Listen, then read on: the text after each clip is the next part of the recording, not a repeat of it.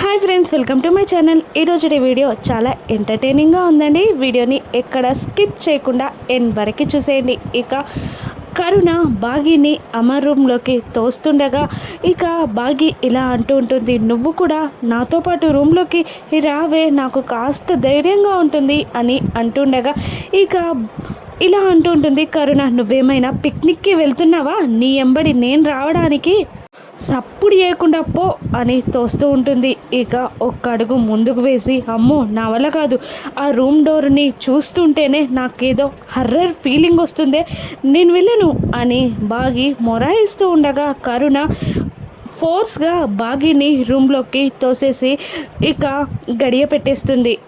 బాగి రూమ్లోకి రావడంతో అమర్ వెనక్కి తిరిగి చూస్తాడు. ఇక బాగి ఇలా అంటూ ఉంటుంది, సారీ అండి, నేను రాలేదు, నా ఫ్రెండే ఇలా తోసింది అని బాగి అంటూ ఉంటుంది. ఇక బాగి మాటలని పట్టించుకోకుండా అమర్ అడుగులో అడుగు వేసుకుంటూ బాగి దగ్గరికి వస్తూ అమర్కి బాగీలో ఆరుయే కనబడుతూ ఉంటుంది. ఇక ఈయనేంటి ఇలా నా దగ్గరికి వస్తున్నాడు అని బాగి ఆశ్చర్యపోతూ ఉంటుంది. ఇక అమర్ దగ్గరికి వచ్చి బాగి ఫేస్ని తన రెండు చేతుల్లోకి తీసుకొని బాగి ముఖాన్ని కళ్ళారా చూస్తూ ఉంటాడు. అమర్ ఆరుని చూస్తున్నాను అనుకుంటూ ఉంటాడు. ఇక బాగి ఇదేంటి ఈయన నా దగ్గరికి వస్తున్నాడు అని అనుకుంటూ అమర్ చేతికి వేడి పాల గ్లాస్ తగులుస్తుంది. వేడి పాల గ్లాస్ అవ్వడంతో ఇక అమర్కి చురుకంటుతుంది. ఇక ఈ లోకంలోకి వస్తాడు అమర్.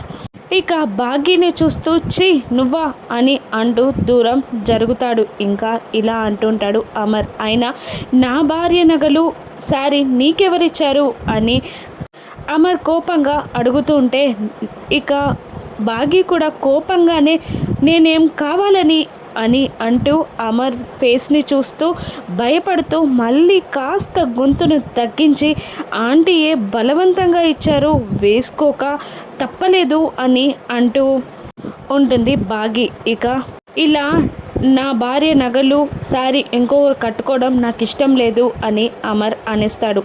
మరి నేనేం ఆశపడి కట్టుకోలేదు, తప్పని పరిస్థితుల్లో కట్టుకున్నాను అని బాగి పళ్ళు కొరుక్కుంటూ చెప్తూ ఉంటుంది. ఇక నువ్వు ఏం ఆశించి నన్ను మోసం చేసి పెళ్లి చేసుకున్నావో నాకు తెలీదు, కానీ నిన్ను చూస్తుంటేనే నాకు కోపం రగిలిపోతుంది అని అంటూ ఉంటాడు అమర్. ఇక ఈ పెళ్ళి మీ ప్రమేయం కానీ నా ప్రమేయం కానీ ఎప్పటికీ లేదు, ప్రేమ పుట్టి పెళ్లి చేసుకోలేదు, అది ఎలా జరిగిందో కూడా అర్థం కావట్లేదు, అయినా మీలాంటి అని ఎప్పుడు కోపంగా ఉండే వ్యక్తితో జీవితాంతం గడపడం అంటే చాలా కష్టమే అని అంటూ ఉంటుంది బాగి. ఇక కోపంగా చూస్తాడు అమర్, మీరు ఎలా చూసినా కూడా ఇది నిజమే, నేను ఏం మిమ్మల్ని కావాలని మోసం చేసి పెళ్లి చేసుకోలేదు, ఏదో అలా జరిగిపోయిందంతే.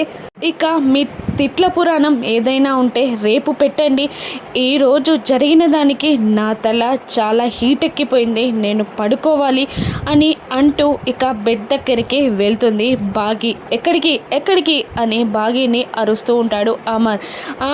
ఎందుక సామి నీ దండం పెడతాను, ఇక రేపు మీతో ఫ్రెష్గా తిట్లు తినాలి అంటే ఈరోజు నేను ప్రశాంతంగా పడుకోవాలి, మీకు ఇష్టం లేకపోయినా ఈ ఒక్క రోజుకు అడ్జస్ట్ అవ్వండి, ఏమీ అనుకోవద్దు అని అంటూ ఆ బెడ్ పైన ఉన్న పూలని విసిరేస్తూ ఉండగా అమర్పై పడుతూ ఉంటాయి అవి. ఇక అమర్ ఏయ్ అని అరుస్తూ ఉంటాడు. ఇక బాగి ఆ మాటలని పట్టించుకోదు.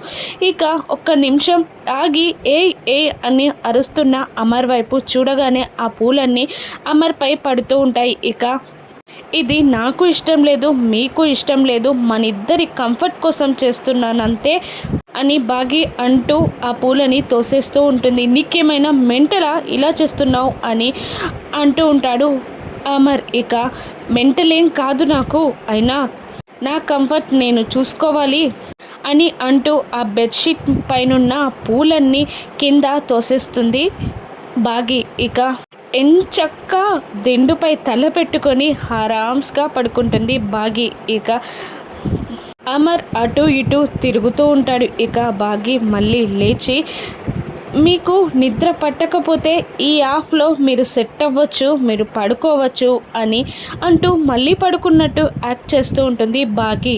ఇక అమర్ మనసులో ఈ ఈవిడ పక్కన నేను పడుకునేదెలా అని అటు ఇటు తిరుగుతూ సోఫాలో కూర్చొని పడుకోలేక కూలుకుపాట్లు పడుతూ అవస్థలు పడుతూ ఉంటాడు అమర్. ఇక అమర్ అవస్థని గుర్తించిన బాగి కబోర్డ్ ఓపెన్ చేసి ఒక 2 దిండులని వాళ్ళ మధ్యలో సెట్ చేసి, నేను మీ అంత సైకోని కాదు, మీకు నిద్ర పట్టకపోతే ఆ ఆఫ్లో మీరు సెట్ అవ్వచ్చు, మీరు పడుకోవచ్చు అని అంటూ మళ్ళీ బాగి అమర్ మాట వినకుండా పడుకుంటుంది. ఇక అయినా అమర్ బాగి మాట వినకుండా ఆ సోఫాలోనే పడుకుంటాడు. ఇక ఆ క్యాండిల్, అదే టేబుల్ పైన పెట్టిన క్యాండిల్ అమర్ కాలికి తగులుతుంది. ఇక చ అని అని అనుకుంటూ మళ్ళీ సోఫాలో పడుకొని ఇక అవస్థలు పడలేక వెళ్ళి బెడ్ పైన పడుకుంటాడు అమర్. ఇక బాగి అది చూసి నవ్వుకుంటూ, మీకు ఒక విషయం చెప్పడం మర్చిపోయాను, నాకు గుర్క పెట్టే అలవాటు ఉంది అని బాగి అనగానే ఏయ్ అని అంటూ ఉంటాడు అమర్. ఇక బాగి అటువైపు తిరిగి పడుకుంటుంది, అమర్ ఇటువైపు తిరిగి పడుకుంటాడు. ఇక తెల్లవారిపోతుంది. ఆరు చెట్టు కింద టెన్షన్ పడుతూ అటు ఇటు తిరుగుతూ, నేను చేసిన తప్పుకి ఆయన పాపం మిస్సమ్మని ఎంతలా తిట్టాడో, ఒక్కసారి గుప్తా గారు రాకముందే మిస్సమ్మతో మాట్లాడితే బాగుండేది అని అనుకుంటూ వెళ్తూ ఉండగా గుప్తా గారు ఎదురవుతారు. ఇక బాగి ఏడుస్తూ ఉంటుందేమో అని మనసులో తలుచుకున్న ఆరు, నాకు టైం అయిపోయింది కదా గుప్తా గారు అని అడుగుతూ ఉంటుంది గుప్తా గారిని.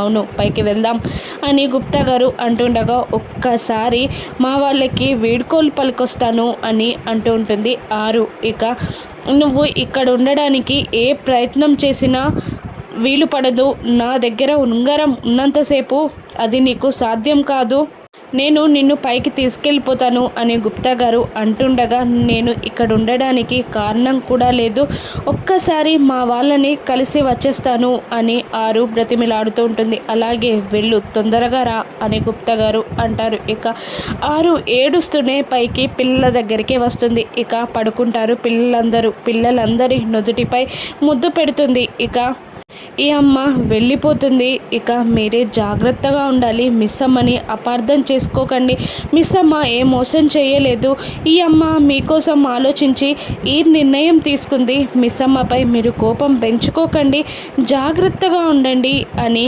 అంటూ పిల్లలకి వీడుకోలు పలుకుతూ ఉంటుంది ఆరు. ఇక అమ్ము దగ్గరికి వచ్చి, నువ్వే వీళ్ళందరినీ జాగ్రత్తగా కాపాడాలి అమ్ము తల్లి, వీళ్ళందరి చెయ్యిని ఎప్పటికీ వదలనని నాకు మాటివ్వు అని ఆరు అనగానే ఇక ఆరు చేయిలో అమ్ము పాప చేయి వేస్తుంది. ఇక అది చూసి సంతోషిస్తూ ఉంటుంది ఆరు. ఇక ఏడుస్తూ కిందికి దిగి వస్తూ ఉండగా అంజు ఒక్కసారిగా లేచి అమ్మా అని అరుస్తూ ఉంటుంది. ఇక పిల్లలు ముగ్గురు లేచి ఏమైంది అంజు అని అంటూ ఉండగా, అమ్మ బాయ్ చెప్పినట్టు అనిపించింది అని అంజు అంటూ ఉంటుంది.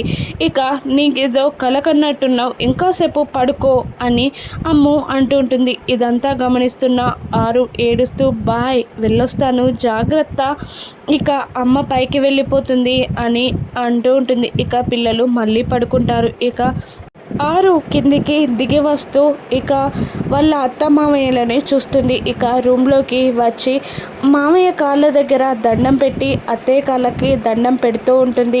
ఇక ఇలా అంటూ ఉంటుంది ఆరు, నాకు తల్లిదండ్రుల ప్రేమ తెలీదు, నాకు తెలిసిన మా అమ్మ నాన్నలు మీరే, మీ ప్రేమే తెలుసు నాకు, మరు జన్మ అంటుంటే మీ కూతుర్లాగా పుట్టి మీ ప్రేమ అంతని సంపాదించుకోవాలనుంది, వెళ్ళొస్తానత్తయ్య మామయ్య అని అంటూ ఉంటుంది ఆరు. ఇక ఇలా అంటుంటారు అమర్ వాళ్ళ నాన్నగారు, మనమే ఆరుని మర్చిపోలేకపోతున్నాం కదా, వాడు ఆరుని అంతలా ప్రేమించాడు, ఇక ఆరుని మర్చిపోయి మిస్సమ్మతో కొత్త జీవితం ప్రారంభించగలడా అని అమర్ వాళ్ళ నాన్నగారు అంటూ ఉండగా, ఇక అమర్ వాళ్ళ అమ్మగారు నిర్మలమ్మ గారు ఇలా అంటూ ఉంటారు, మిస్సమ్మతో కొత్త జీవితం మొదలు పెట్టడానికి ఆరుని మర్చిపోవాల్సిన అవసరం లేదండి, ఆరుని వాడు జీవితాంతం అలా మోస్తూనే ఉంటాడు, ఎందుకంటే ఆరు జ్ఞాపకం కాదు, వాడికి జీవితం ఆరు అని అంటూ ఉంటుంది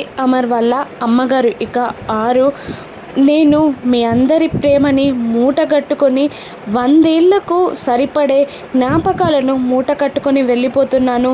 థ్యాంక్ యూ అని అంటూ ఇక బయటికి వస్తుంది ఆరు. అక్కడ మనోహరి అటు ఇటు తిరుగుతూ కనబడుతుంది. ఇక ఆరు మనోహరితో ఇలా అంటూ ఉంటుంది, ఎంత చెప్పినా కూడా కుక్కబుత్తి వంకరే అన్నట్టు ఇంకా ఆయన కోసమే ఆశపడుతున్నావా?